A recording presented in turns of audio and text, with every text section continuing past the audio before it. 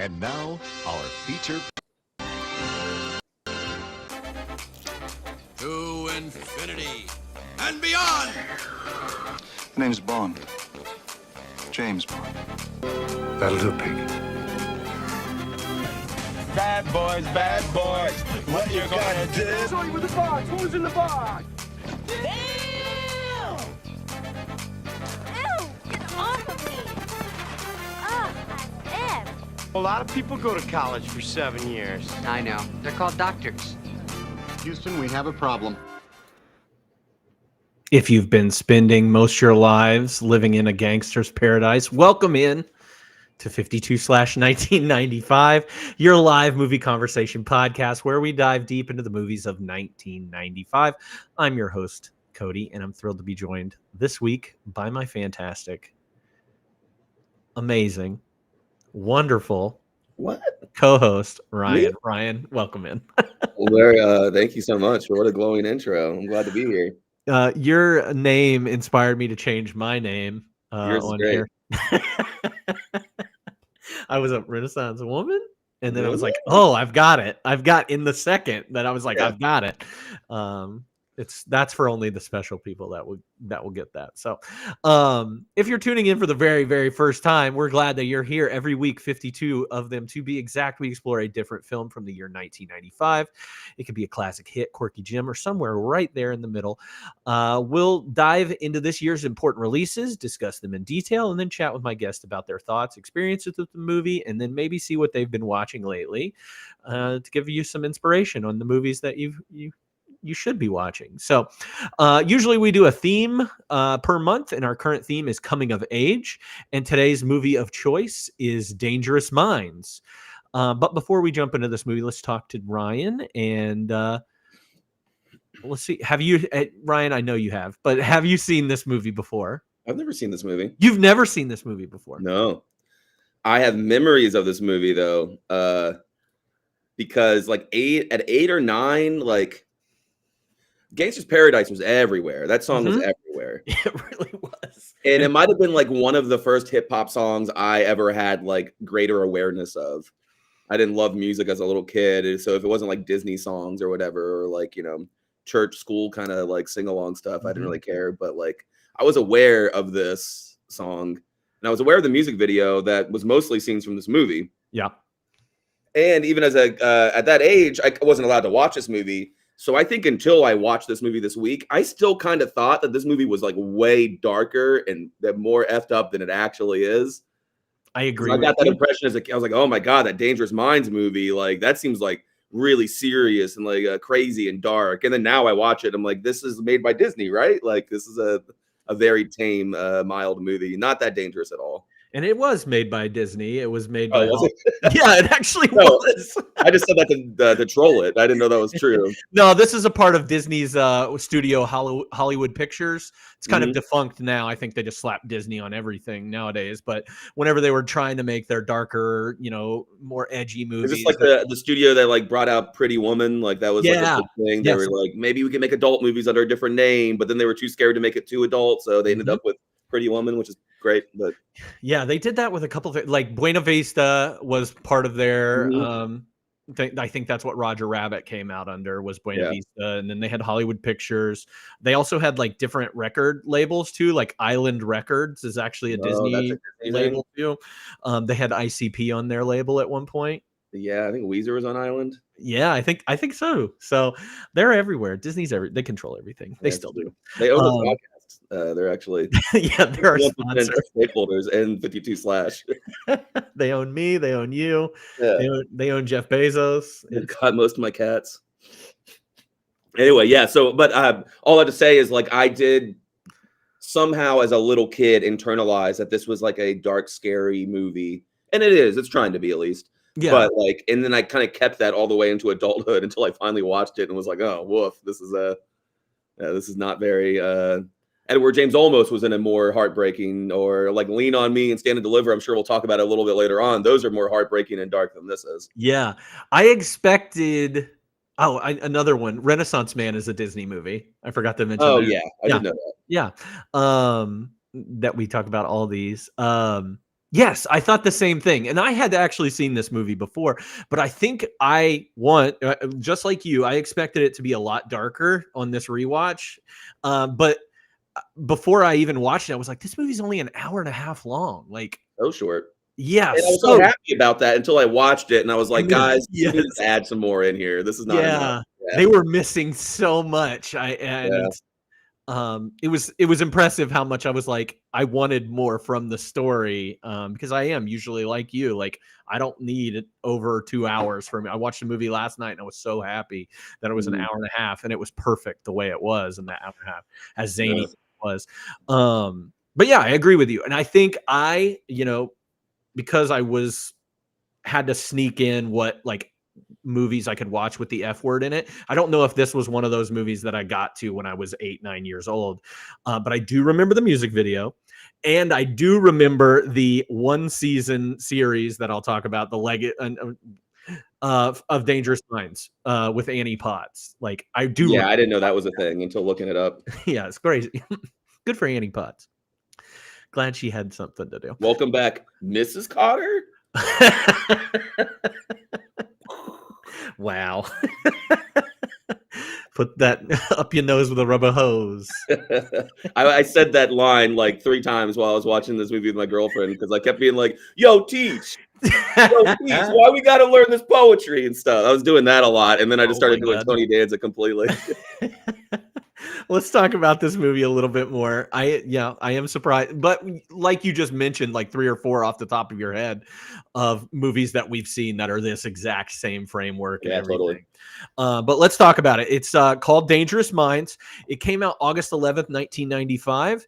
It was directed by John N. Smith, and it was written by Ronald Bass, based on the book, which is my favorite thing. The book by Lou Ann Johnson, who the character Michelle Pfeiffer plays in this, called My Posse Don't Do Homework. My Posse Don't Do Homework. Greater I don't know if you saw the cover either, chat. You should go look up My Posse Don't Do Homework just to see the cover. I gotta look it up. My Posse Don't Do Homework. And I looked up also like interviews of her, Lou Ann Johnson. Oh my God, this cover is great. This cover is something good. It looks like a Judy Blume book. It does, yeah. Oh my gosh, that's very good. My Posse Don't Do Homework by Lou Ann Johnson. The cast of this movie stars Michelle Pfeiffer as Lou Ann Johnson, George Zunza as Hal Griffith. We've seen him earlier in a good movie, Crimson Tide. He's in Crimson Tide. Oh yeah, I was gonna say Hunt for Red October. No, it's Crimson Tide. Yeah. Courtney B. Vance as George Grandy. Robin Bartlett as Carla Nichols. Renali Santiago. I don't know. Renali, is that how you say that? Renali? I have no idea. No. As Raul Sanchero, and Wade Dominguez as Emilio Ramirez. The synopsis for this movie is: former Marine Lou Ann Johnson lands a gig teaching in a pilot program for bright but underachieving teens at a notorious inner city high school. After having a terrible first day, she decides she must throw decorum to the wind. When Johnson returns to the classroom, she does so armed with a no-nonsense attitude, informed by her military training, and a fearless determination to better the lives of her students, no matter what the cost. Her military training. Choose it once. This movie has a budget of $23 million. Here I am, folks, telling you that this movie made altogether $179.5 million. It was a hit. This movie was a hit, right? Like, it was huge. Oh my God, this movie 13th overall in the year of the year of our Lord 1995. And 23 million is not much. That had to go all to like Michelle Pfeiffer, right? Yes, had to, because there's nobody else in this. I mean, Courtney B. Vance, actors and a bunch of unknowns, yeah. And Andy Garcia. I wonder how much they had to pay him to not be in the movie. Anyway, this movie did not get good reviews by critics. It had a 34% on Rotten Tomatoes.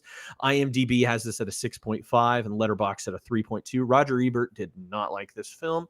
He gave it 1.5 stars out of 4. He said the movie pretends to show poor black kids being bribed into literacy by Dylan and candy bars, but actually it is the crossover white audience that is being bribed with mind candy in the form of safe words by the two Dylans. This is boomer bait for sure. Oh yeah. And again, as a kid, I thought it was like edgy, like teenage crime, dark. Like you're not allowed to see that. Parents hate this movie, kind of thing. But no, it's for parents. Yeah, this is definitely for parents. You could tell how tame it was on the gangs and like the lack of showing any violence or anything too. The lack of even like too much rudeness. Like they're not even like And except for when it's really important to the plot. Like they're not even rude to each other. And the lack of like really describing gang violence or anything. Like Raul's just like, oh yeah, he stole. And that's it. Like that's the extent of like stealing is the There's not a lot of like back. It's just very saccharine in that regard. There are helicopters and dogs barking. That's about it. It's all like it's all off screen. It's very like it is Greek so tragedy. Like there's just a hellscape right off screen that you can't see. But Edward Guthman of the San Francisco Chronicle gave it 3 out of 4 stars. He said, what makes it work is the integrity of Pfeiffer's performance and Smith's direction and the high spirits of the young, racially diverse supporting cast. Sure, whatever. Yeah. We'll be able to talk about Michelle Pfeiffer's performance, but integrity, I think if the word integrity means like consistent quality, then I don't think that that integrity is what I'd give her performance. I feel like we've talked about Michelle Pfeiffer before, you and and I don't think I like her. I don't think I ever have, but I also missed whatever made her famous. I mean, she was like an entity. She was a movie star, but I don't know what it was for. Like, I probably saw that Batman movie as a kid. I didn't like them when those Tim Burton Batmans or whatever in the sequels. When I think of Michelle Pfeiffer, I think of Grease 2. Like, I don't know why she's so huge. Grease 2. She's Tony Montana's girlfriend in Scarface. Married to the Mob I think that's an actual decent movie. Yeah. But yeah, like I don't get it. I don't. Age of Innocence. We watch Age of Innocence, and I just love and I her think that she's a I don't know what the right word is. She's a hindrance to that movie. She's holding it back. Yeah. I agree. Okay, good. I'm glad we're on the same page. Anyway, this movie does have a legacy. I've already kind of mentioned it a little bit. There was a TV series produced after this movie was such a big hit. It only lasted 1 season. Like I said, Annie Potts fills in the main role of Lou Ann Johnson there.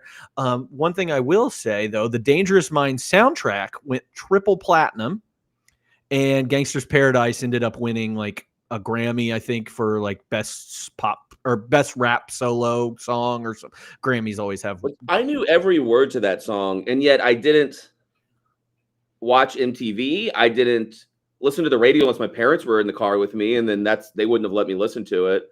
I didn't own the cassette or CD or anything like that, but somehow I knew every line when I was a kid. So same, and then also we got Weird Al too. It might have helped a little bit to parody that with Amish Paradise.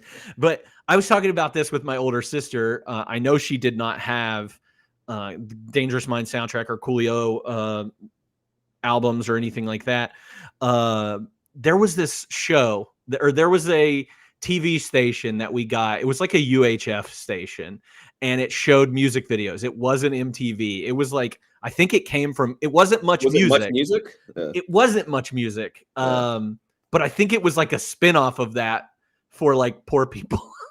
Yeah. That could only get UHF channels. I don't know. So I remember that, and that's how I watched this music video, is through that channel. I don't know. It's weird. We don't have the same, we didn't grow up in the same region, so you wouldn't have had that. But because I don't think I would watch a music video really ever until the TRL craze. Yeah. And like, who knows, maybe then I was watching MTV and they were still playing Gangsta's Paradise occasionally, like in their music video blocks. I'm sure they probably did, but probably. I mean, if you got on BET, maybe they put that on the 501 in Park or whatever it's called. Yeah, right. I used to watch it in college all the time. Anyway, that's it for Gangsta's Paradise. That's it for Dangerous Minds, and we'll see you next week. No, let's talk about the movie a little bit. Let's say a few scenes, I guess, that really stick out to you, and start this thing off. So, what do you got? Well, if we're keeping it to a few scenes, I guess I guess you start with leather jacket and karate. I kind of combined that, and I put white bread and then karate.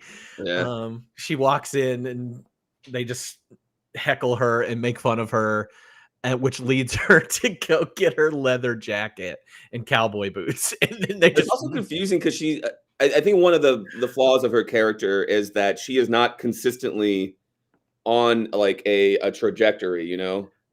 Like she seems very confident at the beginning and then randomly breaks down throughout the movie and then comes back more confident than ever and then randomly breaks down again. So especially in that first scene, but I think throughout the whole movie, I'm not sure that she's scared, frustrated, angry, learning anything. Like she's just kind of already fully formed.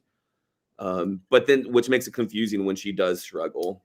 yeah, and I almost fully expected her to go into that first day or first couple times of teaching trying to be, super disciplinarian. She comes from the Marines, right? Like I expected her to kind of yell and like go over top of them and treat it like the military. And that was not a part of her character at all. It was just like, oh man, they're being really mean to me. They called me white bread and then they made fun of my cowboy boots. Scene, she just smiles at all of their insults and then randomly, because she can't get them to stop chanting Emilio, then she runs out of class. Oh yeah. But she doesn't seem disturbed at all. And then she talks to the dude and then she goes home and reads the book Assertive Discipline. But then she puts that book down because it was like, oh, you put their name up on the board and she's like, well, this book's not very good. I'm done with that. I don't even think it shows her like learning some other way. I think it's implied that she rejects the assertive discipline route, which she does.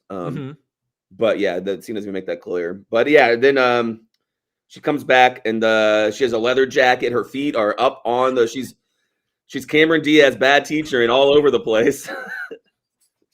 With her boots on the desk.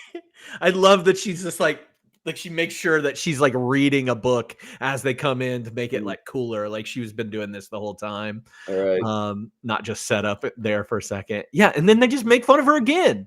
Yeah. But they're interested in the karate. They are interested in the karate. She teaches them a karate throw. And of course, this was the best part. Throw because she was in the Marines. Yes. But I love this part because it's a very high school move is when Raul and is it Darrell, I think at this point, they're doing the move. Darrell just starts like humping him. Yes. I thought it was so funny. And also that she didn't see that coming. She's like, now put your butt into his stomach. And I was like, oh, come on, man. This is high school kids. I don't think this is... Yeah, that was she gets him interested in karate, and then that grabs the class in a way, but they don't want to learn it. They just want to learn karate. Yeah. I really like that tall, skinny kid. I don't think we ever get a name with him. I'm not sure we get a name for him. He's amazing. But he was very funny. He's like doing the like dubbed kung Japanese fu movie stuff. Yeah. And asks like, what are we going to learn today, sensei? And she's like, poetry. Poetry is like the karate of the soul. We're going to start you out easy. Here's some Dylan Thomas. She has that next class where she talks about like the verbs and like and I kind of enjoyed that by because there's something to be said about education and kids being obsessed with things like death. And so instead of being like, what's the verb in this sentence about green beans? She's, we want to die, we choose to die, we deserve to die, that kind of thing, and does that. And she gets them a little bit into some English grammar stuff through the intensity of the sentence she writes on the board, which I think is a pretty cool move in this movie. I do think that's a cool move. But then it like she complains, she's like, these kids don't even know what verbs are, and then like we don't see any progress from that. They're instantly like reading. That's a problem with a lot of these movies is a lot of the movies of this like subgenre. It's not ever realistic. And the thing that the movie's about always happens like in a montage or between scenes. Yeah. So their actual learning, you never see, you just see them like begin to learn and then you cut to they've already learned. But I don't know. I don't know that it's easy to show that in a very consistent way across the whole movie. I think that's a challenge, but I think it's a challenge that more of these movies should try to meet. Well, I also think that, montage is a good way of them doing it, but also like discovering that they're actually intelligent. Like they actually do know this stuff. They're just never had a good teacher, somebody that cared enough, or they actually, and you get that with a few of the students, like gosh, I can't even remember her name, but Brooklyn, I think is her name. Brooklyn, yeah. Yeah, Brooklyn. Like, Well, Brooklyn's the actress. The name is character's name is Callie. Callie, that's right. Callie's character. I feel like she's actually smart. Like, she actually has intelligence, and I think they try and imply that with Raul and Totally. Emilio a little bit. Yeah, what you don't ever get to see though is them taking either their what they've learned or their confidence into other parts of their life, because you don't really see much of their other life. Like, you find out Callie's pregnant later. You get all the stuff with Emilio at the end and Raul, but a lot of that's also off screen.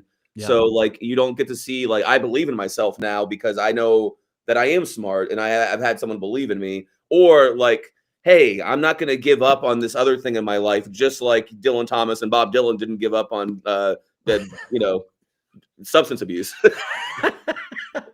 Hey, now Bob Dylan said it was never about drugs. He did say it was never about drugs. Yeah.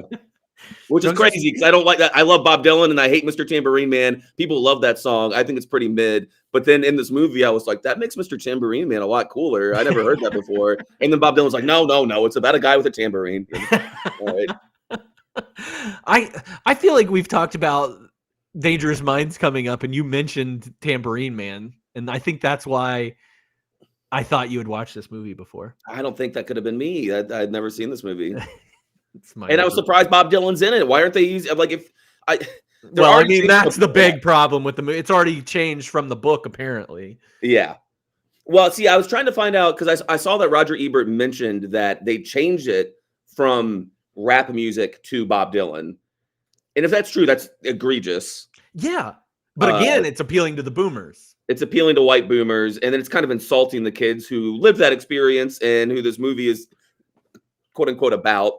But I couldn't really find. I kind of tried to Google around some synopses to see if, like, I don't know if he was saying that literally happened or not.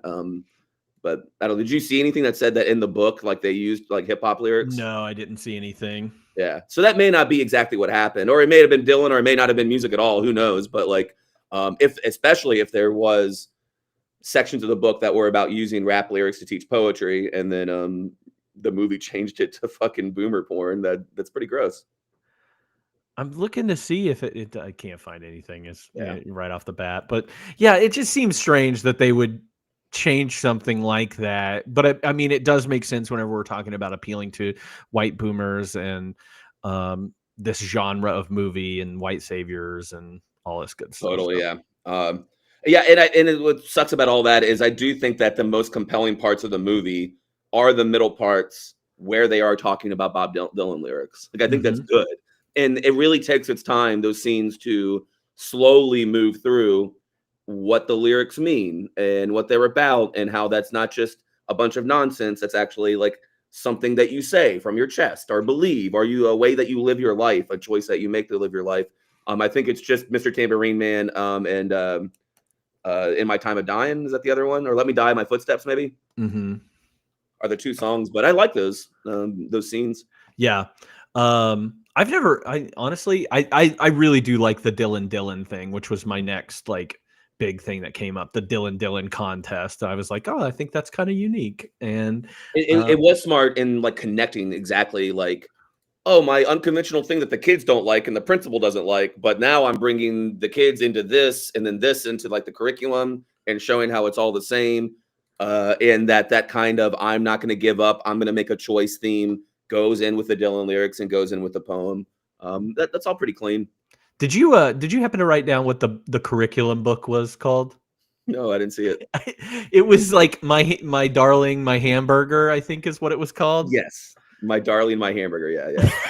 I thought it was like my dog ate my hamburger, but then I did see the cover and it said my darling, and I was like, but are they saying hamburger? Which is a real book, by the way. Oh, My Darling, My Hamburger? It is a real book by Paul Zindel. I think Paul Zindel is probably more famous for The Pig Man. Do you remember The Pig Man? No. Book. I think he won one of those kids books awards. I can't remember what they're called, but I remember The Pig Man from elementary school. But Paul Zindel, yeah, My Darling, My Hamburger. If y'all want to read something, this guy also wrote Confessions of a Teenage Baboon. That's vaguely familiar. I don't know if I ever read it.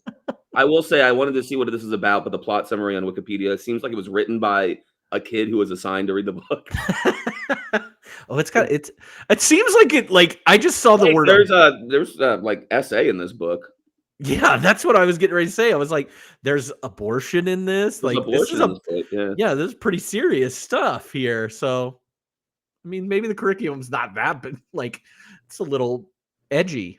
Yeah, like it may not be a good book, but it's a young adult novel, so it kind of seems like what you'd be giving, like, especially kids who aren't like accelerated readers or anything, or like very advanced English readers. You might be giving them books like that, but it does feel a little more middle schooly, I guess. Yeah, but I mean, maybe she should have.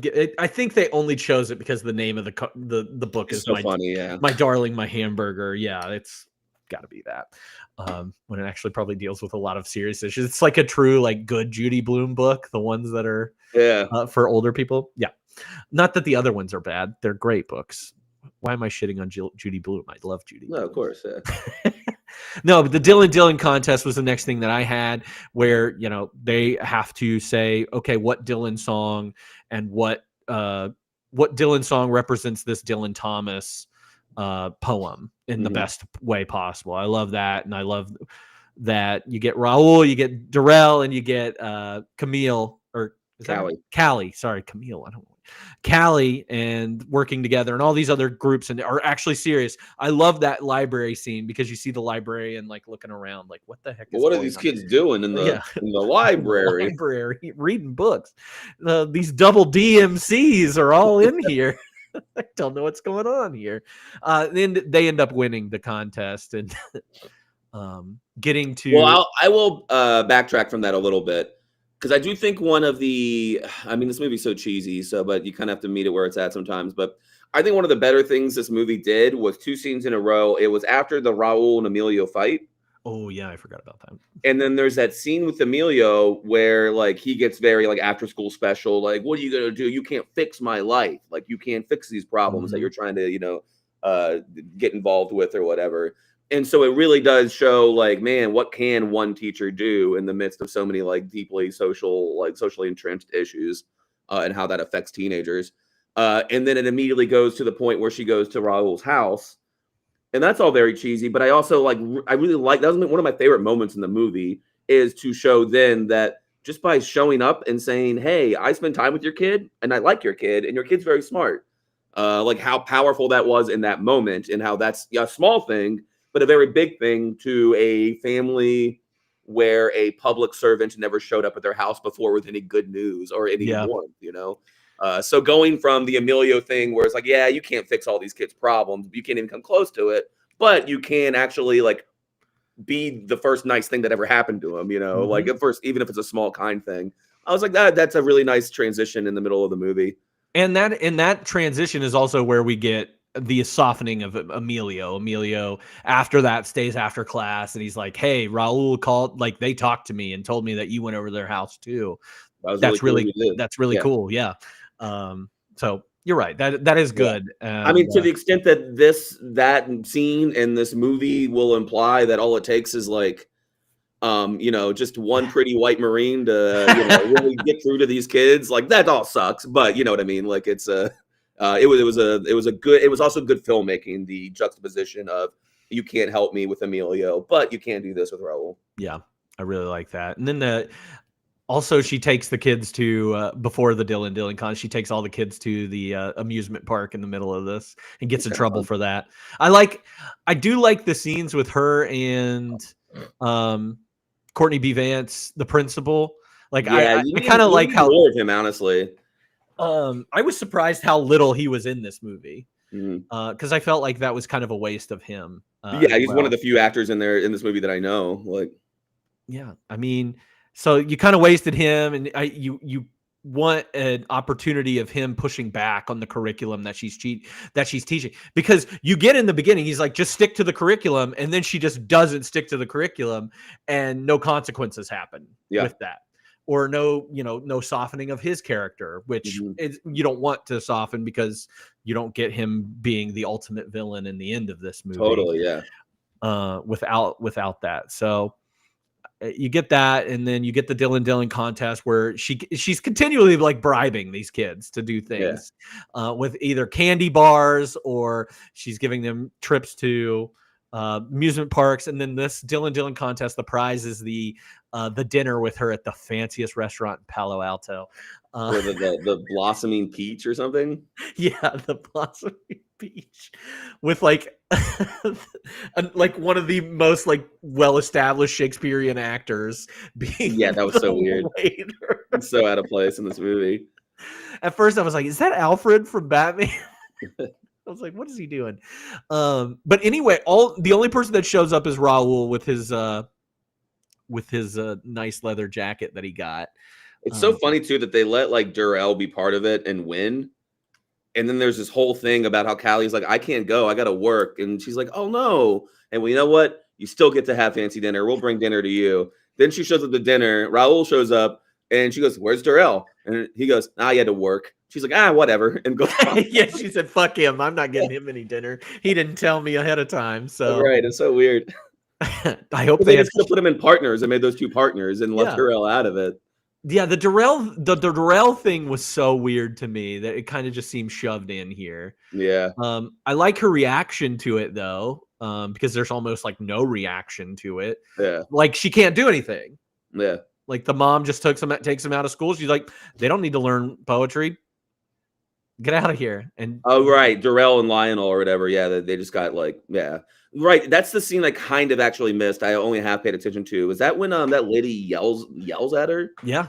Yeah, I remember that. I was like, Jesus, this lady's kind of angry. Yeah, she was really angry just because this person wanted to give her kid a fancy dinner. I was like, okay. Yeah, all right, chill. I don't know. It's just her intensity in that scene was like, the not fitting to the situation. No, it was kind of like, hey, lady, leave me the fuck alone. It was like, fuck you, I hate you. Get out of here right now. I was like, whoa, I just wanted to see if your kid wanted to come to class. I honestly expected that kind of response from Callie's mom, but we get nothing from Callie's mom whenever she shows up. She's just kind of there and seems chill. She's just like, yeah, whatever. They're going to take her to this school and she's going to learn to be a mom.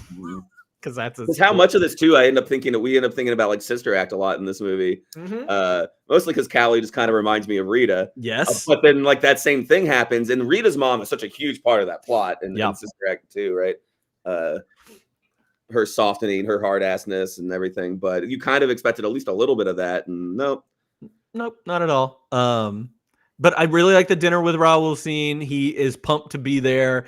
He talks about his $200 jacket that he bought off the streets, and now the guy's going to kill him if he doesn't give him $200. And so she just gives him $200. This is funny. This is an important scene. I do think after the dinner scene, the rest of the movie turns into melodramatic trash. Like there was some redeemable stuff early, and then after this, I really check out on caring or liking any of it. I will say later on, he says to her, "What kind of person would ever give a Mexican $200 on his word that he'll pay him back?" And I was like, "Well, that guy gave you that jacket on his word." That guy gave me that $200 jacket and was like, I believe in you. Just come pay me back. Yeah. I mean, he was going to kill you if you didn't. She wouldn't have done that. I'm not saying he's a nice guy. But I was like, somebody else was kind of like, here, you can have this. Yeah. What kind of guy would do that?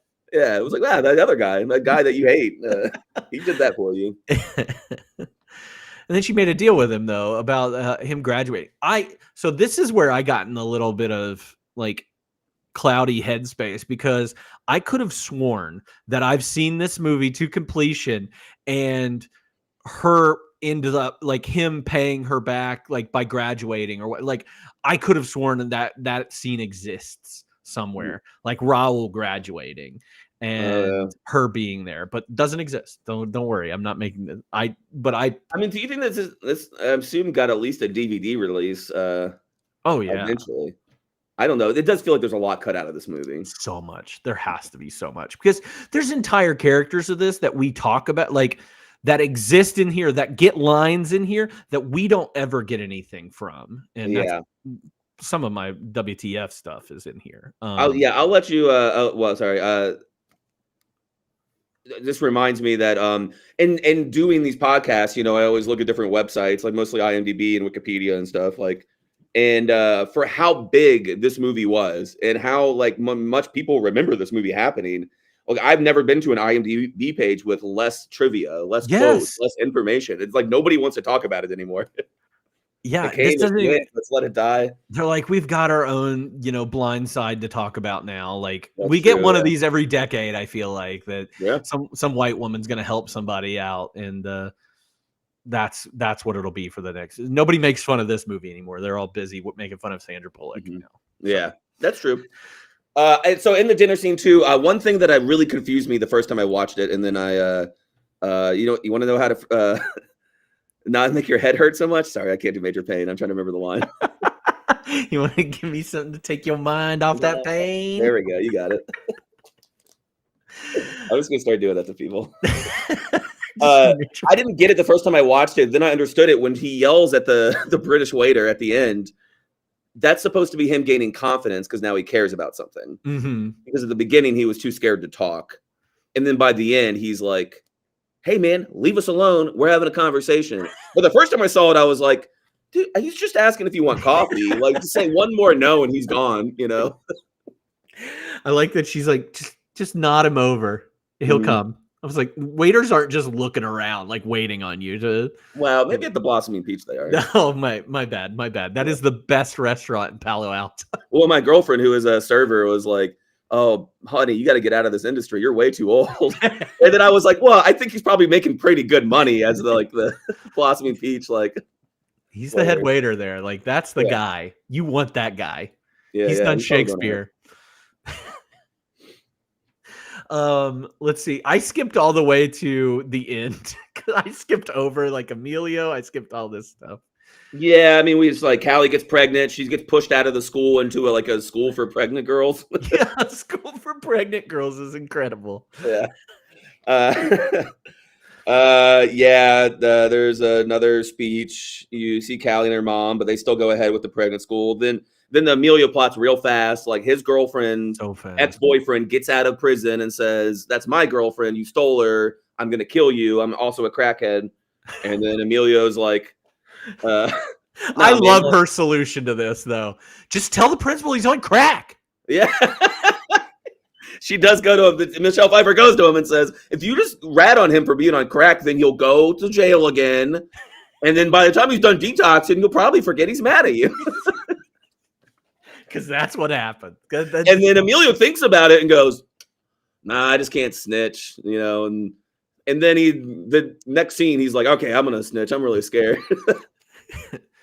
And I think one of the most interesting things about this movie, the entire movie, is the end, where at the beginning, the first interaction with the principal, who's not in it enough to matter, he kind of like scolds Michelle Pfeiffer for not knocking before she entered. So Emilio, in fear of his life, goes to the principal, doesn't knock, but that also happens off scene, right? We don't see any of that. So Michelle Pfeiffer's worried about Emilio. She shows up and sees the principal and is like, "Hey, did Emilio come see you? Is he going to save his life and rat on that crackhead?"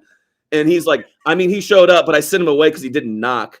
And because of that, Emilio doesn't get witness protection in high school and gets shot also off screen. Off screen, 3 blocks away from school. Snitches get stitches. That is a line that is said in this movie a couple times by the kids. So, so Emilio dies. And honestly, like, the best acting I've ever seen Michelle Pfeiffer do, maybe? In that one scene? Yeah. Yeah. She was great in that. And a little bit in the whole, like, it's funny how short this movie is, but then the whole, like, section after this where she's leaving and they don't want her to leave, that feels like too long somehow. Yeah. But she does, in the middle of some of those scenes, she does some pretty good emotional acting. But yeah, honestly, I wrote, like, one of the cooler things about this movie is they show her telling the class and Emilio's girlfriend that he's dead. Like, she says, "Yes, baby, he's dead." And I immediately liked that. And I realized that so many of these movies are like, they want to pretend like, oh, it's better to like show and not say kind of thing. But I was like, no, you're too scared to film a scene that's going to fall flat. where somebody actually tells another person that someone they love is dead. Yeah. And so it's usually like done through the classroom window or like in a montage where people are crying and you see them talking, but you don't hear their words, because those are the really difficult conversations that happen every day in the world, that somebody actually has to look them in the eyes and say, yeah, baby, he's dead. I'm so sorry. Yeah. So I really love that she actually says it in this movie. Yes. I thought that was great. I love that, and I love even before that when the teacher's like, "Do you think that's or the administrator or whatever vice principal is like, do you think that's a good idea to tell them?" And she's like, "Yeah, of course it's a good idea to tell them that this person that they know really well." What are we gonna do? Gaslight them? Emilio who? There's no Emilio here. Oh no, Emilio's fine, guys. You'll see him after school. He's at the school for pregnant girls. He's with Callie. He's with Darrell's mom now. Don't worry about it. She's really angry. She'll take care of it. Which all this leads into that scene that you're talking about when they like, she decides, she's like, I can't deal with this anymore. After Callie, after Darrell, after Lionel, I think it is what Lionel, yeah. And after Amelia, like, I'm out. I can't do this anymore. Callie, I can't do this anymore. Which, I mean, I don't blame her. That's a lot. That's a lot, yeah. It's a lot to deal with after you've had like a lot of success and you've poured your time and effort into these kids. I mean, that's teaching. Yeah. Well, and I do think the end does a pretty good job, at least, that it brings that through line of choice together, which I don't respect this movie enough to think that they were smart enough to bring that through line of choice. And now she's making a choice. Now she's, going gentle into that good night. She's like going down to meet death underground and by giving up kind of thing. And so they kids reference it. Yeah. Yeah. And that, I think the problem is that they don't really show any of the kids taking that theme and about choice. They I guess they do. Callie makes a choice. Emilio makes a choice, even though it doesn't work out. Right. Yeah.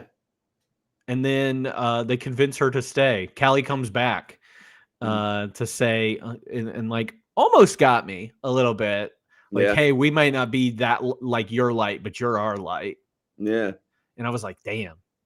And the last line of the movie is pretty good, where her buddy, we got to talk more about him. God. Yeah. There's like this kind, gentle, fat friend she has. There's walking away, and he's like, "So what made you stay?" And she goes, "Well, they gave me candy and called me their light." And he goes, "Yeah, that'll do it." Yeah, that'll do it. So, so that is Dangerous Minds on the whole. Who was your favorite character, or was there a scene stealer for you? It's Darrell, man. Darrell is your favorite character. Nice. No, I loved every time he talked, though. I loved Darrell was great. I wanted more Darrell, and I was sad that we got so little of Darrell. Like, I wanted so much more of all of the kids. Like I said, that tall, skinny guy, I wanted more of him. There was like some girls that had some lines in the movie, like sprinkled. The guy with dreads, like the white kid hippie that stuck into the back. The guy who was like 21 Jump Streeting in the back of the class. With like a 1960s American flag faded. He looked like fucking what's his name, Abby Hoffman, with an earring, sitting in the back of the classroom. I'm like, sir, you were 45. He did not show up until the halfway through the movie's over. No, like, and then when he does, like, you don't notice him. He hasn't been in the movie at all. And then he was like, "Yo, Teach, what are we doing over here?" We're like, "Whoa, where'd you come from, man? Like, you can't be here." I did. I was like, "Where did this guy come from?" That was crazy. Yeah, I want to know his story for sure. Yeah, honestly, it wasn't until my second watch that I actually do think Brooklyn Harris, Callie, she's a really good actor. She does a good job. I think I ignored her character at the beginning for being a character I've seen 1,000 times, and so I didn't pay as much attention to it. But actually, especially compared to the acting of Raul and Emilio, which is very bad. Oh, I liked Raul. I love Raul. He's got some lines that are good, but he's got other lines where he was like, "You mean you like me? I'm smart." Like, he's very like. There are times when he's a really bad actor. I think I'm probably Emilio's trash though, all the way through. Emilio is trash, and I also think that like there was some like sexual tension between Michelle Pfeiffer and Emilio. I was like, they're gonna fuck at some point. No, Brooklyn Harris was the best in this. And Darrell was great, and then the random kid that gets like important lines, but we don't talk about. Cornelius is his name. Cornelius, the tall guy. the guy that's like, you better get through, or you better keep your promise or whatever. You remember that guy? No. I think that's his name is Cornelius. Is that the guy? What he was the guy who gave the kid the jacket? No. Cornelius was the I guy know you're who talking about, like the beanie down, the beanie round down face, guy. beanie down. Yeah. He was in a lot. He had a lot of lines. Yeah, A lot of lines. No story. Made me No. so mad. I was like, like something's gonna come out about this kid. Nothing ever came out about that kid. Right.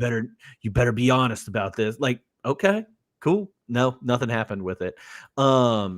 No, I love Raul, and I think my bias towards him is probably because I've seen him in other things, like My So-Called Life, Con Air. He shows up in a lot of things. Yeah. Especially during this time. Hackers, which I watched earlier this year. Well, I mean, anytime somebody has a lot to do in this movie, it gets harder because I think the script and the direction aren't great. yeah.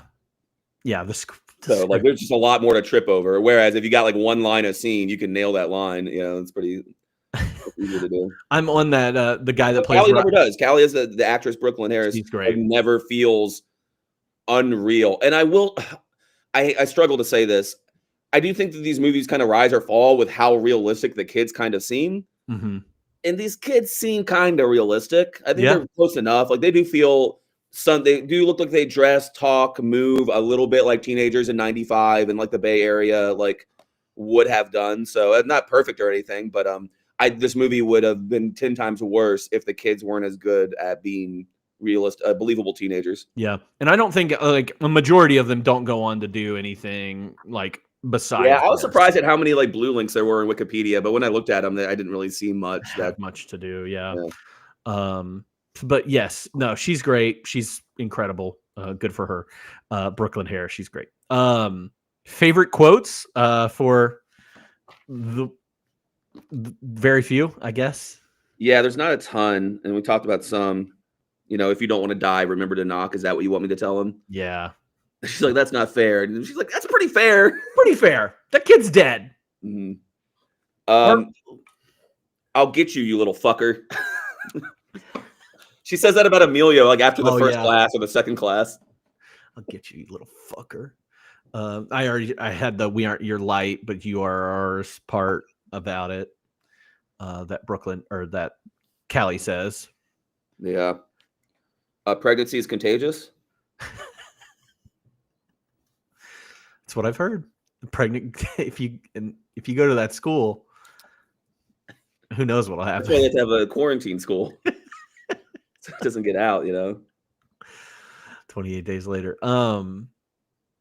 Anything else? Any other quotes that stuck out to you? I mean, I had to. I mean, it's not the best quote, but the way she delivers it's actually pretty good. Although she's like chewing the scenery when she's getting yelled at by the principal. It's like she's like chewing gum and like rolling her eyes like she's a teenager. I'm like, why are you like hamming it up? You're like, this is not how you act any other time. But the way she delivers in my classroom poetry is its own reward. Pretty good. I like that moment. Like that isn't that if I like the baby he's dead scene. And then that's my second favorite Michelle Pfeiffer moment is that scene with her and the principal where she is just hamming it up. I don't know why I liked it. I mean, yeah, that's when going back to the beginning of the podcast, Michelle Pfeiffer having an integrity in her performance, like being consistent throughout, like is not because she's overly confident, then overly devastated, then acting like a sullen child, then being a Marine disciplinarian, then being like your best friend. It's like kind of all over the place. And then being Southern. The script is all over the place to, her credit, but then her acting.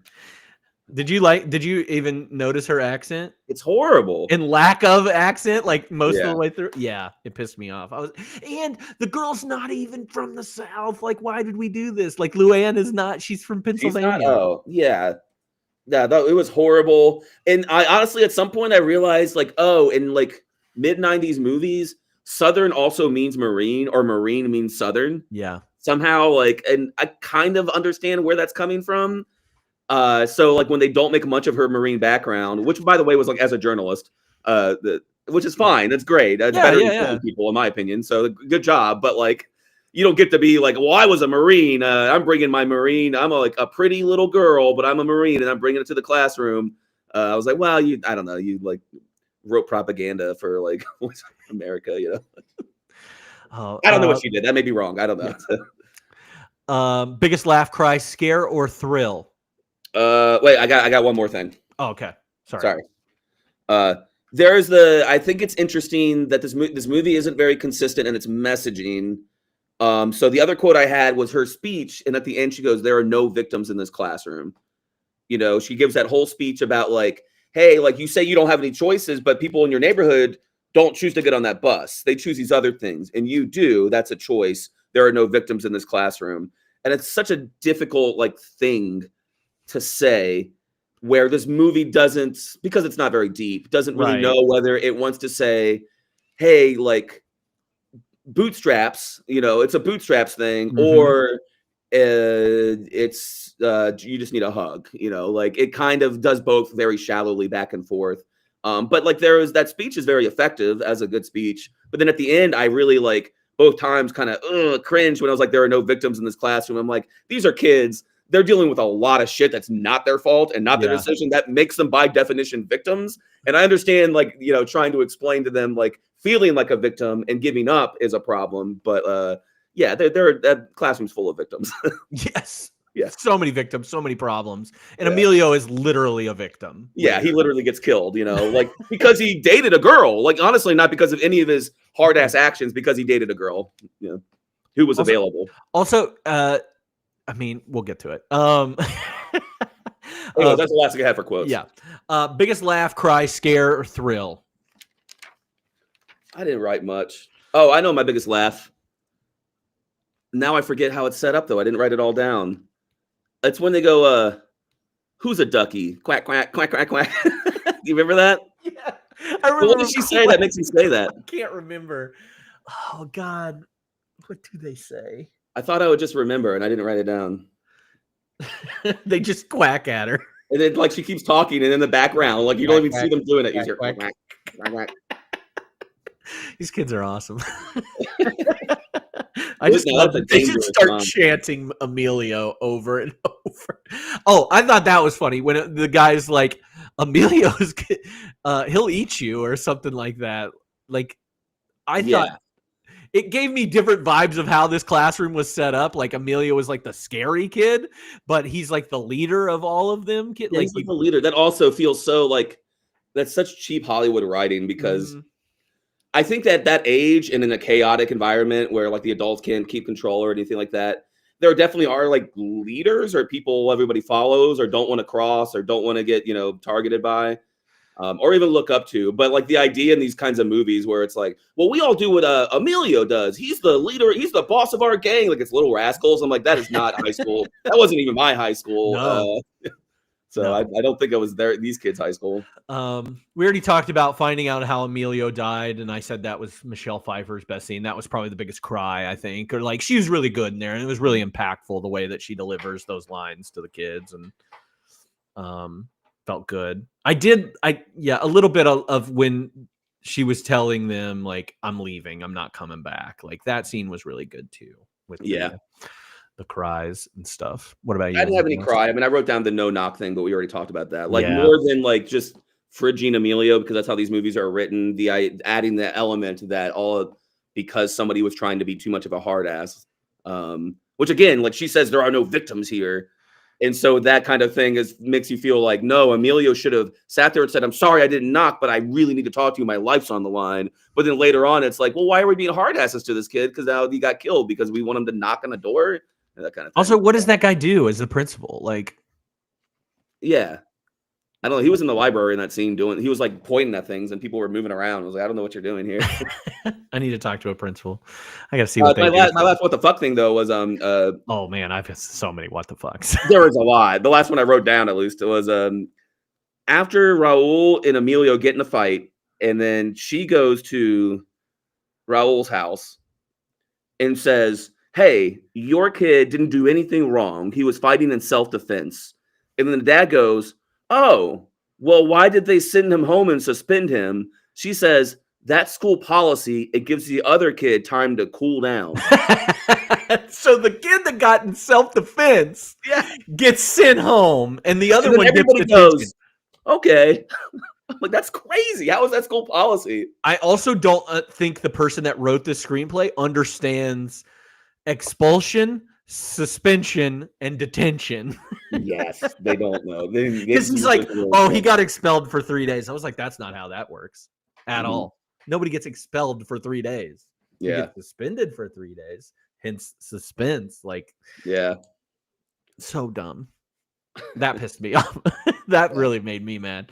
Well, I would have, I don't know. I would have been up in arms if I was ever told, hey, you got the shit kicked out of you by like a kid twice your size. And for that, we're going to let him cool off at school for 3 days and you have to go home, catch up on your homework next week. I also never felt like her reasoning was correct in that she she was like, yeah, he's bigger than you two. He could crush you guys. And that was the reason that they had. I never felt like that was. But they explain it like 3 times, but it doesn't make any sense. Like the girl's like, you shouldn't have done that because now that you said this has to happen in the code of tough high schools.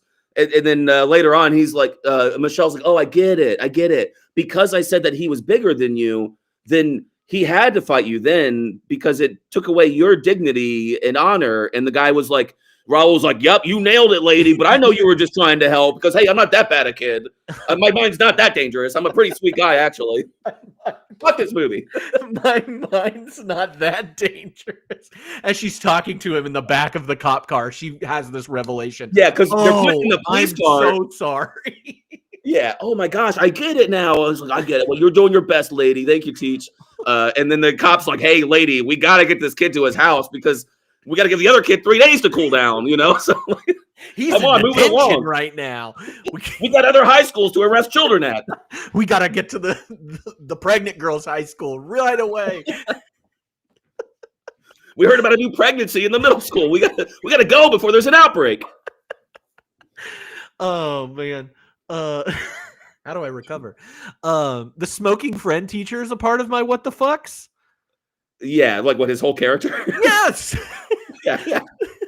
I liked him. I like him as an actor. I loved him in Crimson Tide. So I was like pumped. I was like, great, we're getting another one of this guy's movies. And he, like, obviously I like him as the friend, but then there's that like the smoking and him coughing. And I'm like, oh, this is going to be a big deal. And this is going to pull her away from the, teaching or whatever, because her friend's going to end up getting sick and she's not going to pay attention to the kids as much or something along those lines. Nope.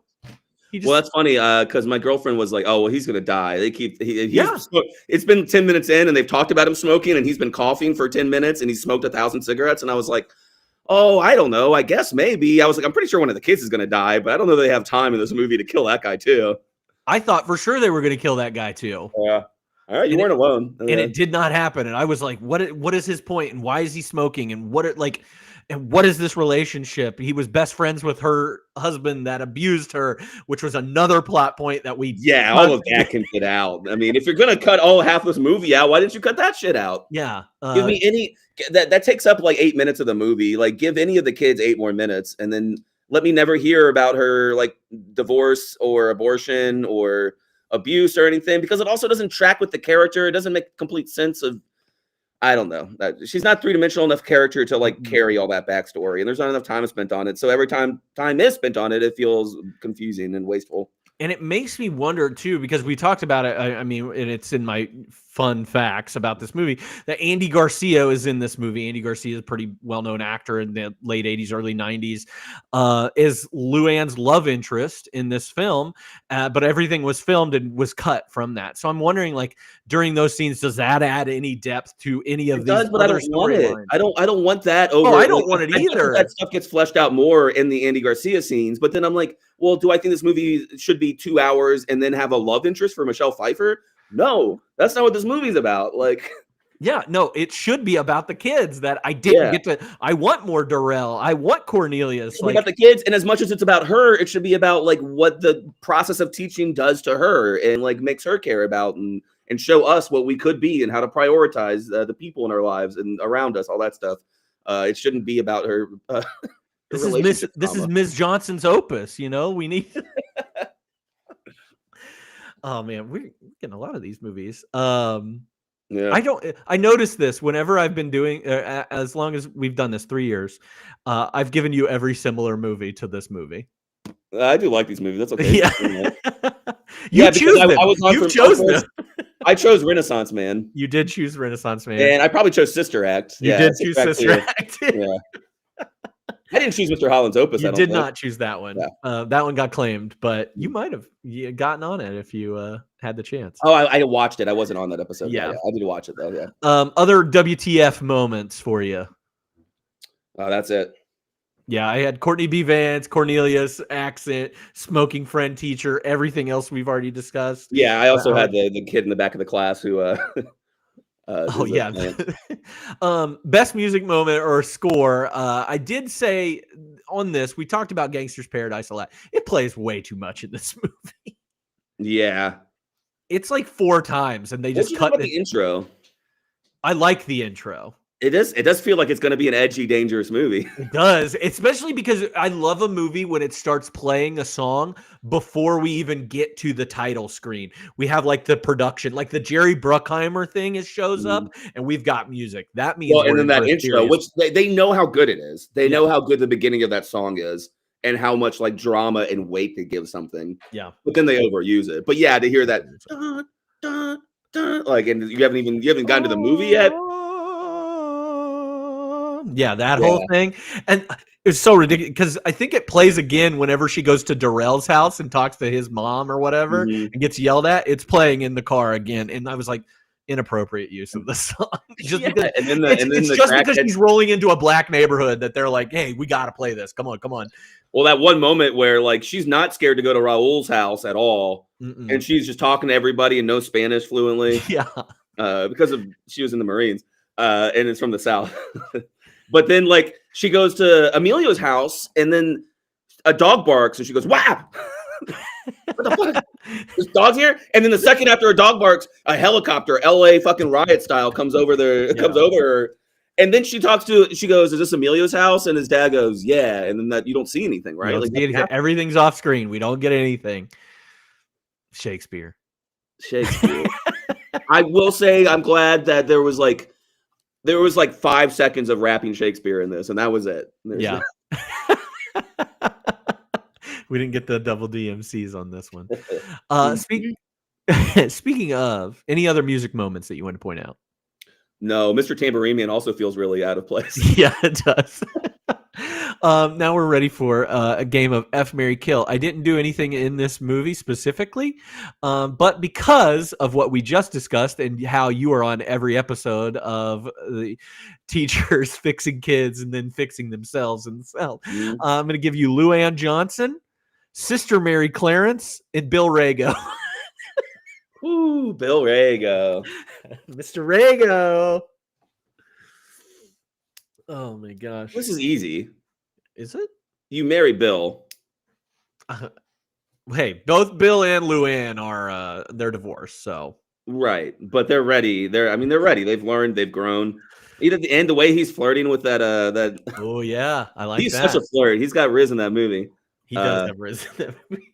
And now that he's got like something to give him passion, I think he's going to be a much more like present partner. That he's got something that makes him happy in his life. So I married Bill. I gotta fuck Sister Mary Claire. I mean, how often do you get an opportunity? Right? Yeah, she books. And then I gotta kill Michelle Pfeiffer. I guess somebody's got to. She should have died in place of Emilio. Yeah. I was like, hey, I know Sister Mary Clarence, and she ain't no in the biblical sense, and she ain't no nun. She ain't no nun. She ain't no nun. I also feel like, Luann. I mean, I'm not talking about the real person. I'm talking about, Michelle Pfeiffer's version. That like doesn't seem fun to be in bed or like hanging out on the couch with. So, no, she doesn't at all. Who do you think gave the best performance? I think we already kind of established this, that Brooklyn Harris. Oh yeah. I thought that was my favorite character. Yeah, Brooklyn Harris, I think did. Yeah, I think so as well. I do not think Michelle Pfeiffer is good in this movie. No. Who would you cast in the lead roles if you were doing this? If you had to do a 95 recast or 2025 recast? So I could pull it in two ways. If I'm trying to recast it as they made the character, I would have tried Julia Roberts. Okay. If I were trying to like make it better, I would have done Susan Sarandon. Yeah, I like that too. I I mean, think she can like she Susan could be Sarandon tough. from like The Client. Yes. Yeah. She could be tough. She could be a better Southern. Yes. She's kind of believable as she's like from the Marines. I mean, like, yeah, I think Susan Sarandon could be the serious adult in the room, but also like care enough to meet the kids where they're at. I think that could work. I kind Other of than that, I didn't see much else that really stuck out to me. I kind of did a similar thing. So if I'm wanting to replace Michelle Pfeiffer, I went with Linda Hamilton from like Terminator 2. Like, Yeah. I saw that on in the bar the other day. I was like, whatever happened to her? I miss her. yeah. But if I'm trying to make this a better movie, I'm not making this a Luann. I'm Angela Bassett. I'm putting Angela Bassett in as Yeah, Luann. yeah. I just think I think she would kill it. I think that's just a better way. Holly Hunter was another one that I had thrown out there. I was like, oh, she could do the Southern thing, but she's a little she's a great she's actor. a little too waifish to me. Like a little bit, and she's either like too funny or too like highbrow in her movies, right? It's either like she's playing great comedy or she's like going for, you know, like best picture Oscar kind of Yeah. Anybody in 2025? I mean, I kind of had one thought and I stopped there. Margot Robbie. Okay. I think is a better updated Michelle Pfeiffer. I think when I was thinking, I thought Jennifer Lawrence, and Lawrence. Yeah, I thought about her. I don't like her very much. I know you don't like her, but that's in the same vein as like Michelle Pfeiffer. It's the same thing. She's the same person. Yeah, I agree. No, I like Margot Robbie. I think Margot Robbie's great. Much better. I think she hasn't. I've obviously seen all of her movies, but like she's had so many like slam dunks, like out of the park hits and roles in the past 5 or so years. They've all been a lot more elevated. Not as down to earth, but like if you take the I, Tonya stuff and you like don't make it about how Tonya Harding's a psychopath. I didn't even think about I, Tonya. You think that you take that and you kind of morph that kind of more grounded performance into this kind of role. I think she would do really well.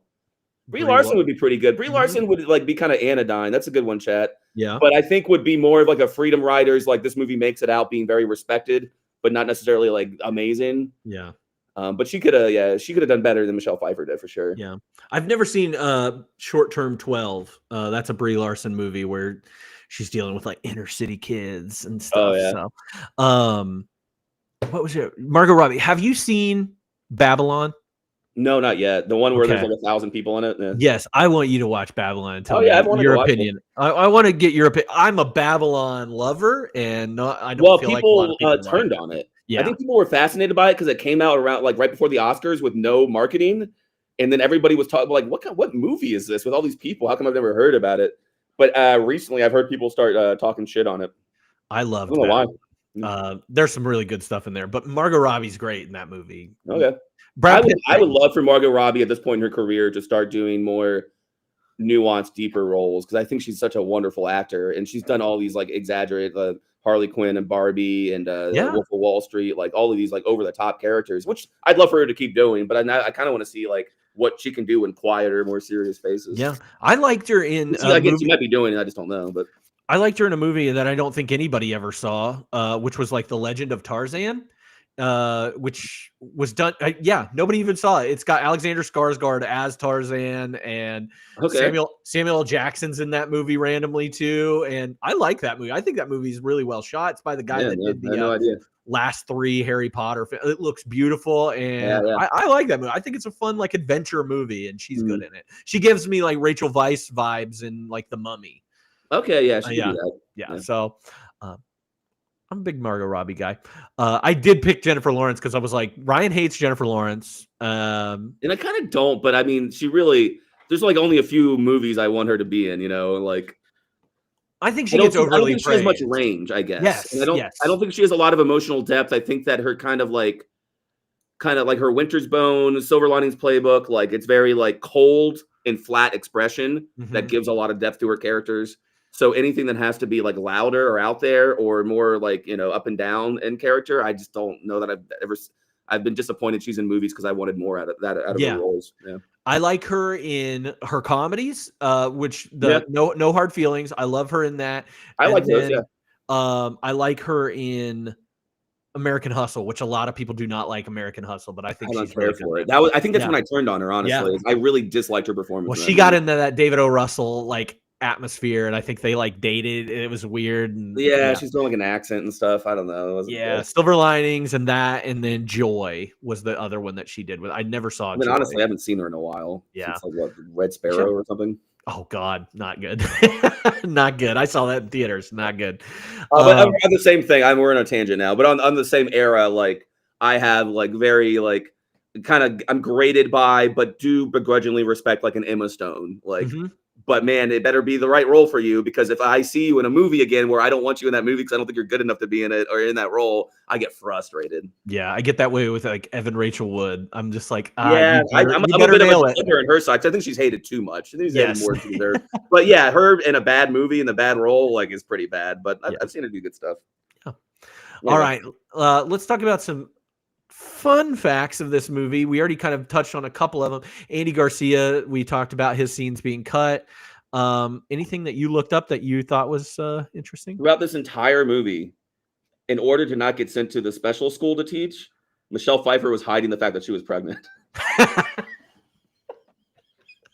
She was pregnant the entire time. That's not partially. Yeah, she wasn't hiding it. No. But yeah, they put bulky sweaters and long skirts on her, and she had large objects all the time. Yeah, she was pregnant.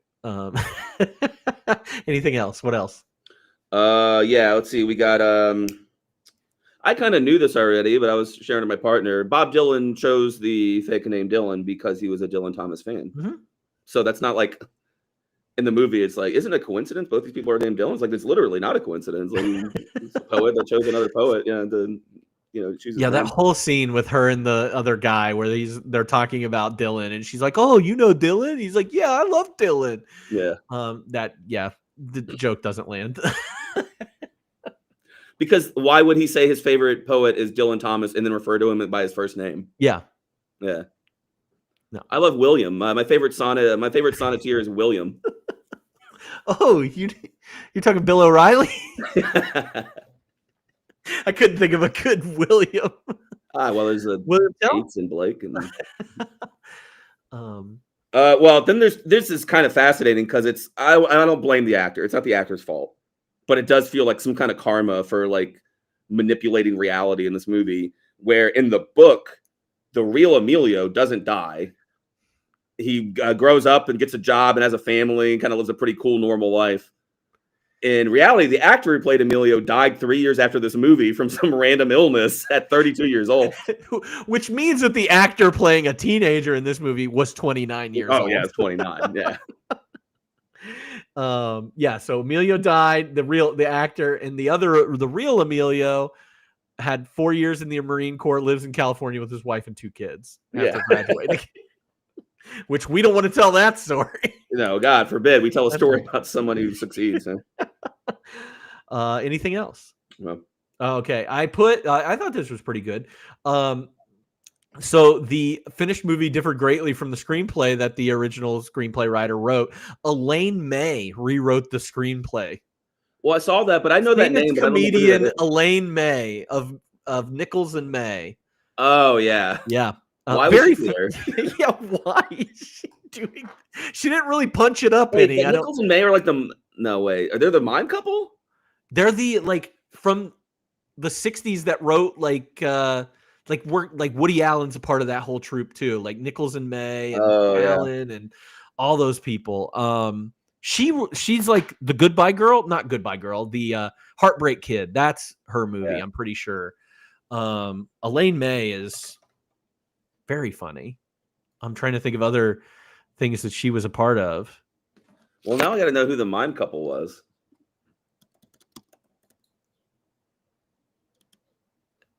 Did she write? She wrote. Supposedly, she's written. Thinking of Shields and Yarnell. Oh, okay. Yeah, Elaine May and Mike Nichols were a part of a lot of things in like the 50s and 60s. Yeah, I've heard that said together, those two names, Nichols and May, but I guess I'm just not that aware of her, of them. I think she's still alive, which is cool. I mean, Mike Nichols is still alive too. So she's 93. Good for her. Yeah, but yeah, you can't really tell the comedy in this movie. or the good writing in this movie. No. It's non-existent. But she also said like didn't want her name on the rewrite. Yeah, she declined to receive credit for it. So, according to the producer Jerry Bruckheimer, the test screening of Dangerous Minds was a disaster. Only 10 people remained in the audience by the end, and they basically had to refilm everything or reshoot a lot of stuff because of that. So, and he also I think says that like, man, that song really helped us out, huh? Yeah. Like the whole movie we cut to death and reshot to death that like is not original or unique in any real cool way. Like I said, made 160 million over top its budget. It's crazy. Hey, it worked. Whatever they did paid off. So good job, Jerry Jerry Bruckheimer. Coolio, which is so crazy because then Coolio's career disappears, just plummets. Yeah, after this, like we don't hear from Coolio that much, because he fought with Weird Al. He's like the only person. Yeah, he beefed with him. That's it. That's all I got for that. So, like a fine wine and dish, if you compare this movie with another movie for a double feature, what would you choose? I feel like we named off every single one. I have one more that was kind of mentioned a lot when I was reading about it. It's kind of funny that like Roger Ebert and a couple other reviewers, when they were reviewing this movie, wanted to go all the way back to Sir with Love. Yeah. But that's what they went back to, which means that all the other movies we've talked about that were before this, those reviewers don't even want to talk about. I saw Lean on Me mentioned a couple times. We haven't talked about Lean on Me. Yeah, we haven't talked about Lean on Me. I was going to share that in college, and we both went to college together in our little town. I went to Hastings and I'd buy cheap DVDs, right?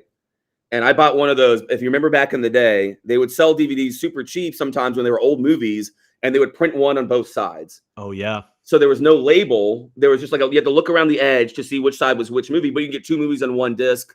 They could sell you could get two movies, but pay like 2/3 of the price of like a DVD, $8 or something. Mm-hmm. So I had a flip disc of Lean on Me and Stand and Deliver. And I would go back to my dorm, and let's say like once a month for like a year in college, I would watch both those movies in a row and cry my eyes out. I would probably be drunk or something, but I would just cry and cry and cry about how touched I was by Stand and Deliver and Lean on Me. Both better movies than this. Not perfect movies, but pretty good. Well, I think they also deliver a little bit better. Stand and Deliver a little bit better because they are people of color teaching other people of color. Like, yes, that works a lot better. That works a lot better. Yes, Lean on Me has Morgan Freeman in that role. I think the principal, right? Yeah. Yeah, and then Stand and Deliver, of course, Edward James Olmos teaching algebra. Or Stand and Deliver is a great grounded version of this kind of movie, and it is very inspiring, but it's also very like down to earth in the way it does it. I'd recommend anybody watching Stand and Deliver. I think it's a great movie. I agree. I think Edward James Olmos is doing the best acting of his career, like in that movie.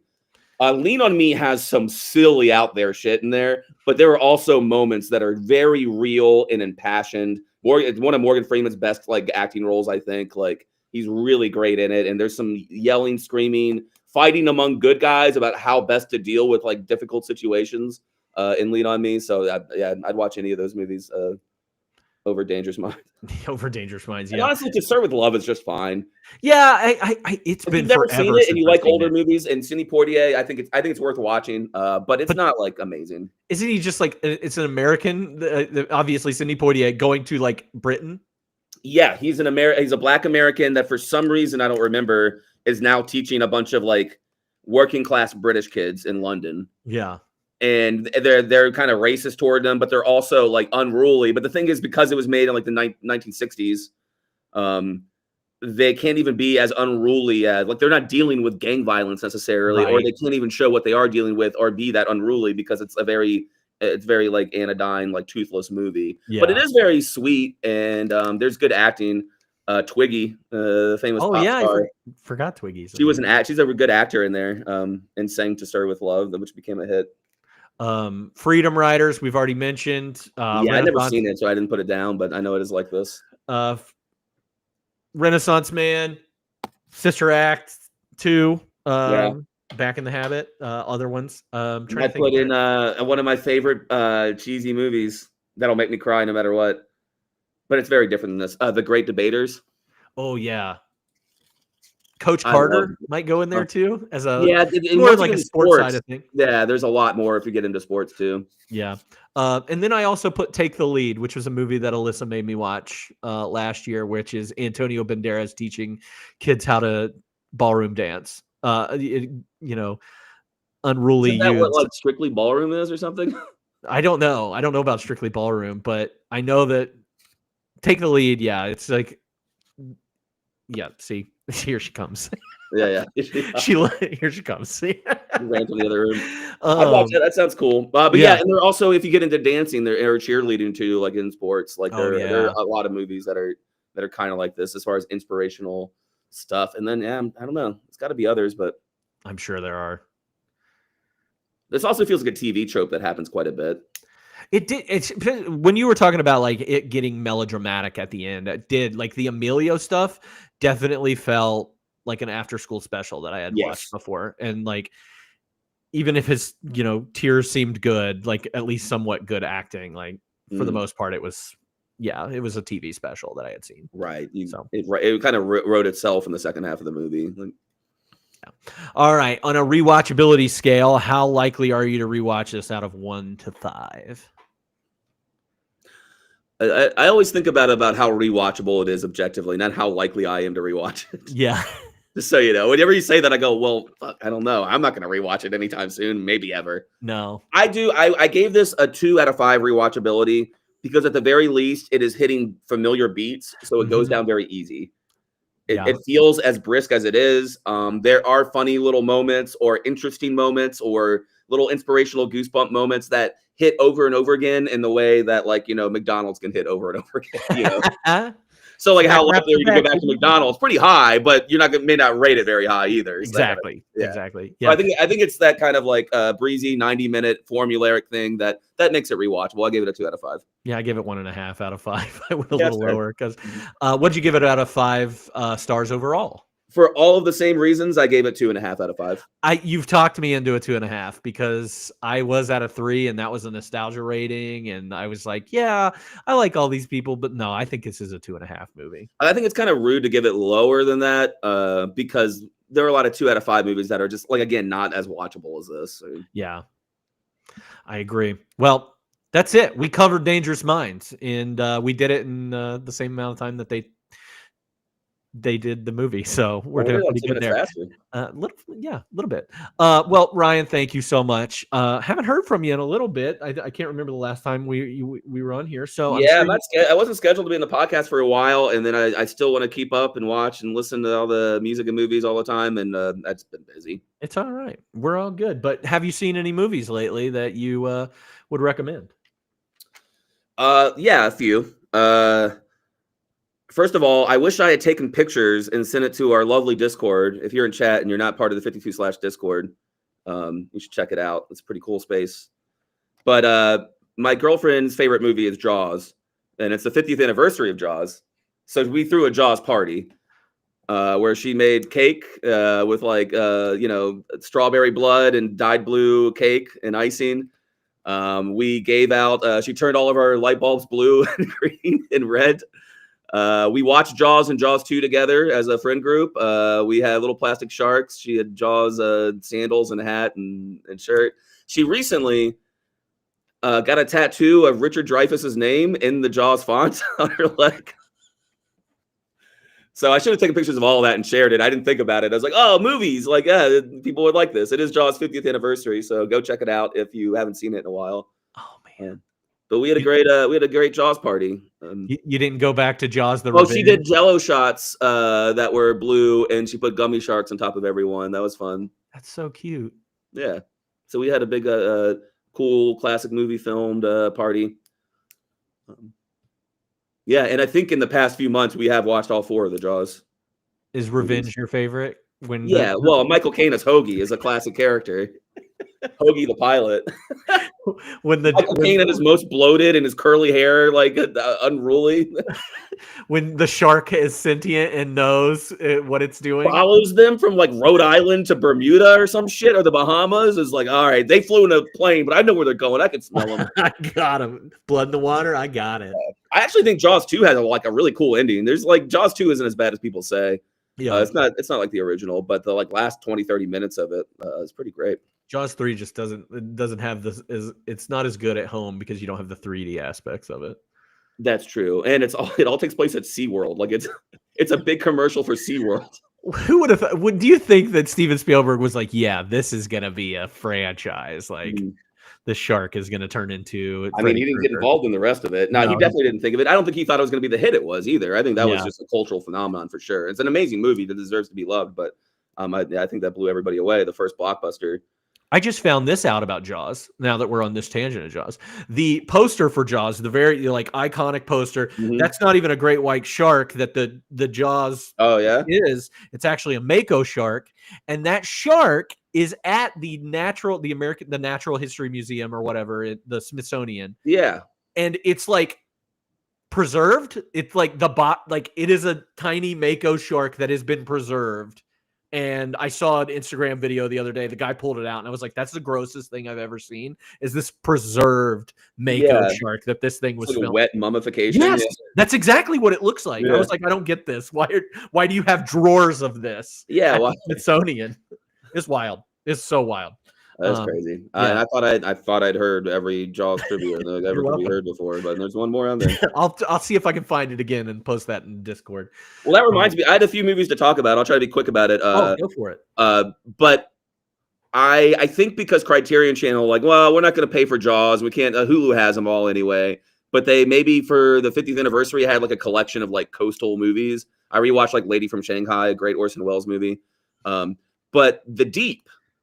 Stars Robert Shaw, who plays Quentin Jaws, and is based on a book written by Peter Benchley? Peter Benchley, yes. Yeah, who wrote Jaws. And I was like, hey, babe, like, we just had our Jaws party. I was like, do you want to watch this? It's got Quentin in it. And it's like, I don't think it's about sharks, but it's based, it's a Peter Benchley book. It's kind of wild and really good. It's a really good movie. There are just like 9 scenes in there and like 9 surprising things that happen that you're like, holy shit, this movie's really cool.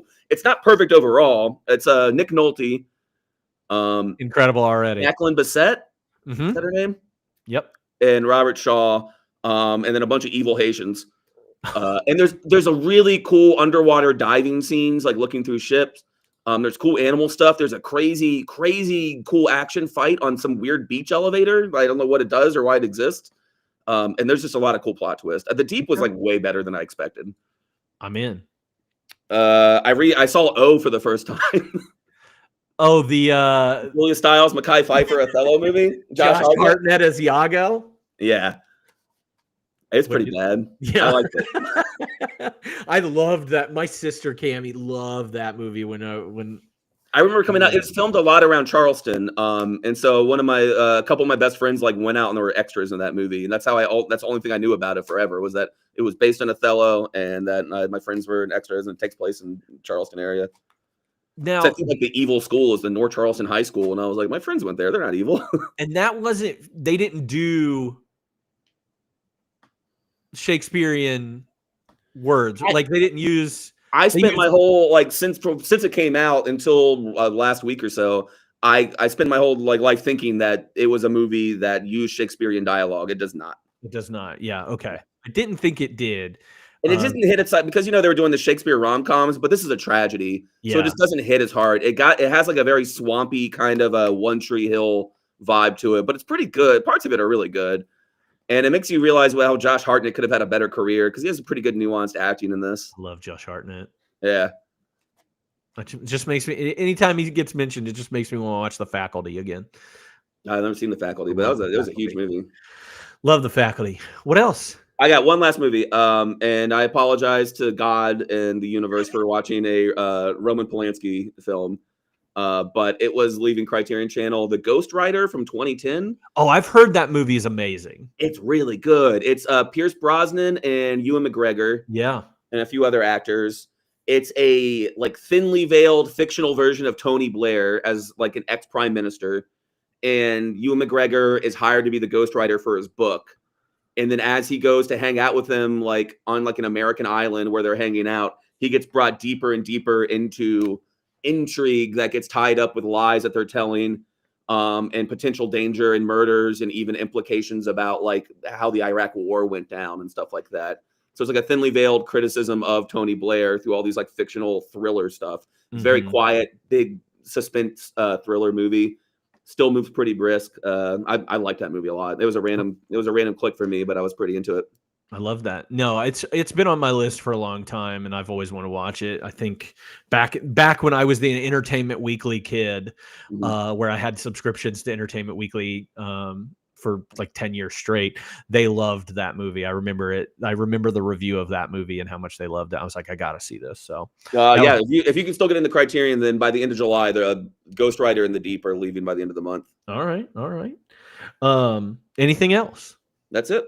All right. I only have one that I've watched because not only that I'm keeping up with, or I'm trying to watch the ones for the end of the month stuff, but the only new movie that I watched is not a new movie that I've watched, but it's called The Miracle of Morgan's Creek. It's Preston Sturges movie. Okay, all right, my bad. I thought this was I thought you were talking about The Magic of Belle Isle. No, which is a garbage film by Rob Reiner. No. Miracle of Morgan Creek is Preston Sturges. It's great, famous. Yes, I've seen this movie the 3 years or 3 times the last like 5 years, and I think it's funny every time I watch it. It's just a slapstick comedy. Preston Sturges, if you've ever seen Sullivan's Travels or The Palm Beach Story or The Lady Eve, those are other movies you should watch. I know that Lady Eve's incredible. Sullivan's Travels. Ninotchka? Did he do Ninotchka? No, that is the other guy. That's Ernst Lubitsch. Ernst Lubitsch, yes. Who both I also are funny though.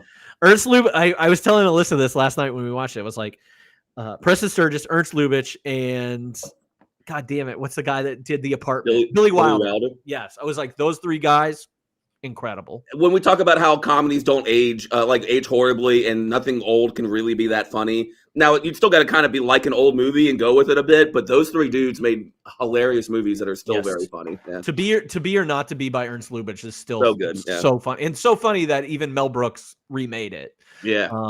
And it's not as good. It's not as funny as the Ernst Lubitsch one, even though it's Mel Brooks. Definitely, but Miracle of Morgan's Creek is insane. Yeah, she said it was wild. Slapstick all over the place, in the same vein as all those like 30s, 40s comedies. So yeah, watched that last night, paid for that. It was definitely worth it. So that's my only if you're looking for old comedies to watch, go down that rabbit hole of Lubitsch and Sturgis and Billy Wilder. You'll find some totally. Stuff. Okay. Anything else? No, man. We did it. We're incredible at this. We already talked about the Discord, and Ryan's right. If you want to join our Discord server, please do that and talk to us there. We drop news or new movies or fun facts or Jaws parties and all that stuff there whenever we think about it, and love to talk to more people there. You're always welcome to follow us on Instagram. That's usually where I post what time we're going to be doing these things or if there's going to be any changes to those times. Or you can also check out my account on Letterboxd. All those links are below in the link tree there. Next weekend, which is the 20th of July, we are continuing the coming of age, where all of our movies involve growing up, and we've done our serious one for the year, so we're good. And next movie is Heavyweights. My favorite movie of all time. And and next week is going to be a heavyweight one because hopefully we'll have multiple people on. Yeah, I'm invited for that. Yes, you are invited for that. I think Alyssa's on that one. And I think I truly love that movie. I'm going to throw a heavyweights themed party where I'm going to be very fat. I'm going to get a tattoo of your name in heavyweights font. Yeah, thank you. That's what I want. So yes, do join us next week for that. And then also our extra credit theme this month is Just for Kids, where the 4 films that we're talking about are all kids movies that we probably watched growing up. Those include the Mighty Morphin Power Rangers movie, The Big Green, Tall Tale, and Kid in King Arthur's Court.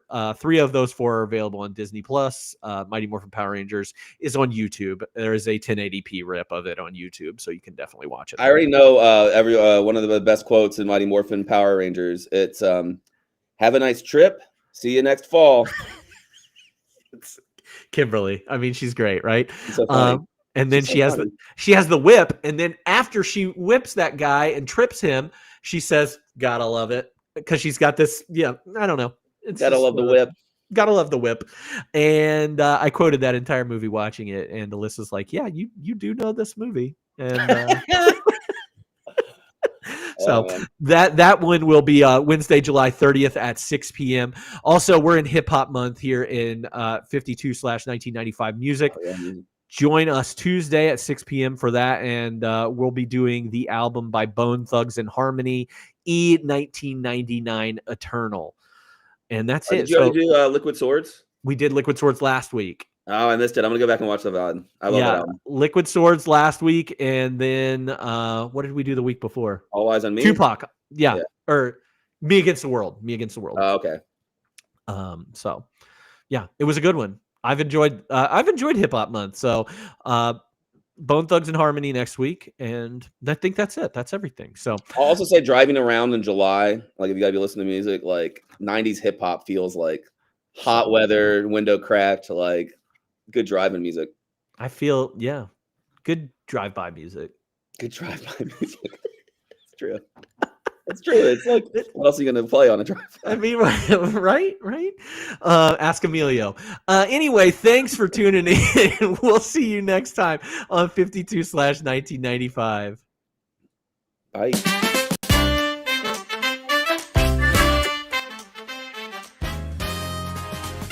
What a year, what a time.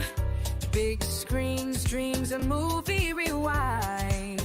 From talking toys to heists gone wrong, we're watching it live and singing along. 52/1995. Grab some snacks, we're going live. Action, drama, comedy gold. We're reliving the stories told. One movie a week, all year long. Let's roll the tape.